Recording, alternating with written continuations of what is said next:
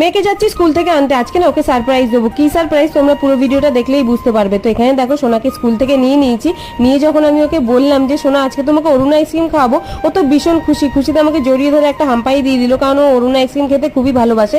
এখানে দেখো অরুণ আইসক্রিমের দোকানে চলে এসেছি। এটা হলো সিমেন্সের পুরো মেন রাস্তার উপরে, কিন্তু এই দোকানটা প্রথমবার আসলাম আর এখানে খুব একটা ভ্যারাইটি পাওয়া যায় না। এর আগের বার বর নিয়ে গেছিল, কিন্তু এখানে সব চকলেট ফ্লেভার, অন্য ফ্লেভার যেগুলো আমরা খাই না। আমাদের বেশি ভালো লাগে কটন ক্যান্ডি ফ্লেভারটা। তোমাদের ভালো লাগে কিনা কমেন্ট করে জানিও। তারপরে এখানে এসে দেখলাম কটন ক্যান্ডির কর্নাটাও আছে, আর দুটো স্মাইলি নিয়েছি, দুটো কটন ক্যান্ডি কর্নাটো নিয়েছি, আর নিয়েছি দুটো লিটিল লাভ। তো এখান থেকে দেখো বিল করে আমরা বেরিয়ে পড়লাম, আর আমরা না 50 টাকা বেশি দিয়ে দিয়েছিলাম, পরে জানতে পারলাম।